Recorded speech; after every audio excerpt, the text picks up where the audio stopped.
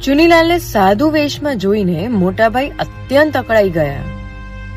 એમને એવી ધાક બેસાડેલી કે કોઈ પણ ચુનીલાલને દીક્ષા આપવાની હિંમત ન કરી શકે. અને પોતે બેસાડેલી ધાક પર એમને આંધળો ભરોસો હતો. અત્યારે એ ભરોસો ઊંધે માથે પછડાયો હતો. એટલે કે મોટા ભાઈ ખોટા પડ્યા હતા. ખોટા પડવું કોઈને પસંદ નથી, કારણ કે પોતે જે સમજે છે અને જે કરે છે એ સાચું જ છે અને એ જ સાચું છે એવું દરેક ગાઢપણે માનીને બેઠા છે. ખોટા પડવાની જરા પણ તૈયારી ન હોય ત્યારે જો કલ્પનાતીત રીતે ખોટા પડાય છે તો એ પછડાટ ભયંકર પ્રત્યાઘાત જન્માવે છે. મોટા ભાઈએ આવેશમય બનીને કહ્યું, ઉપાડો એને. હા, એવો પ્રત્યાઘાત હતો. મગન અને વીરે મોટા ભાઈના હુકુમનું પાલન કર્યું. એમને ચુનીલાલને ઉપાડ્યા. મોટાભાઈથી પ્રભાવિત બીજા શ્રાવકો પણ એમાં જોડાયા. સહુ ચુનીલાલને ટાંગા ટોળી કરી ઘર તરફ લઈ જાય છે. રસ્તેથી પસાર થતા લોકો જાણે તમાશો જોતા હોય તેમ આ ઘટનાને જોવે છે. આ ઘટના ચુનીલાલની અંદર કોઈ પ્રત્યાઘાત જન્માવી શકી નહીં.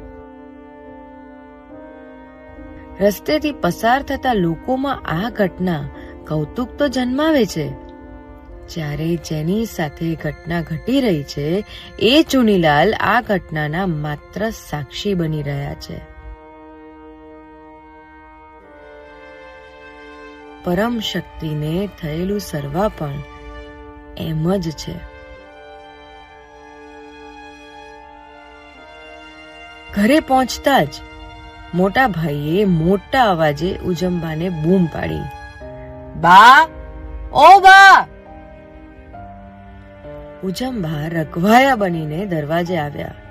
ચુનીલાલને સાધુ વેશમાં જોઈને ઉજંબા આઘાતથી સ્તબ્ધ થઈ ગયા. ચુનીલાલ, આટલું બોલીને એ અવાચક થઈ ગયા. ચુનીલાલને સાધુ વેશમાં જોઈને શું કરવું એની એમને સૂઝ પડતી જ ન હતી. આઘાત સહન ન થતા એમની આંખોથી આંસુ વહેવા ચાલુ થઈ ગયા.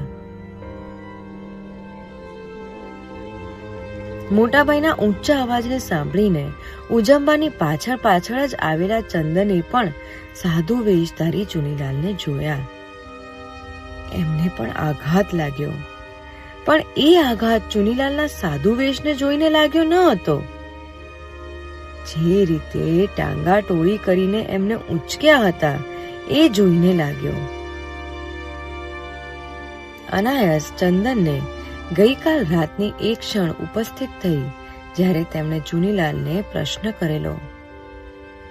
આ વેગમાં મોટા ભાઈ ન કરવાનું કરી બેસશે તો?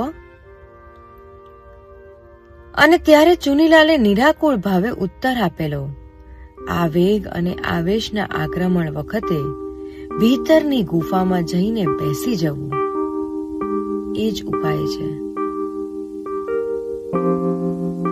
ચુનીલાલનો આ ઉત્તર ભીતરમાં પડઘાતા ચંદનની નજર ચુનીલાલના મુખ ઉપર સ્થિર થઈ ગઈ. ત્યાં પથરાયેલી પરમ શાંતતા જોઈને ફરી ચુનીલાલનું વચન પડઘાયું, ભીતરની ગુફામાં જઈને બેસી જવું.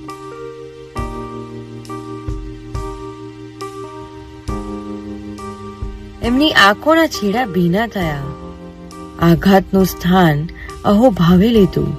એમના ભીતરમાંથી ભાવ ઉદ્ભવ્યો, કેટલા શાંત છે, જાણે કશું અડતું જ નથી.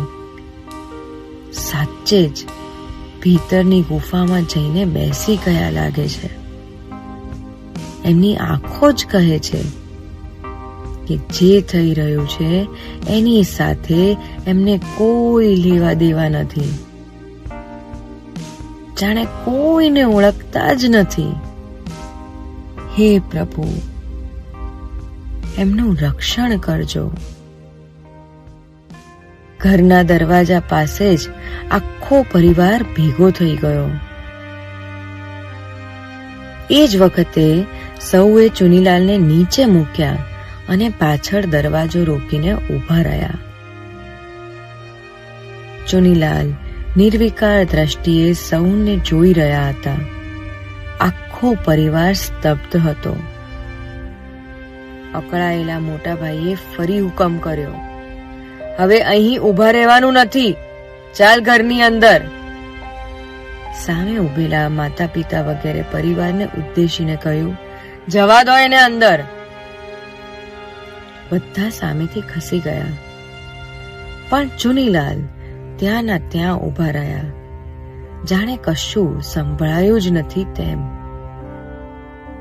તપી ગયેલા મોટાભાઈનો આક્રોશ વ્યક્ત થયો, આજે કશું સાંભળતો જ નથી.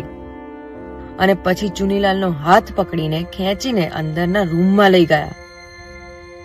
રૂમમાં જઈને એમણે હુકમ કર્યો, વહુ, એના કપડા લાવો. આગળ શું થયું એ આવતા ગુરુવારે. ઓમ શ્રી સિદ્ધિ સુરેશ્વર સદગુરુભ્યો નમઃ.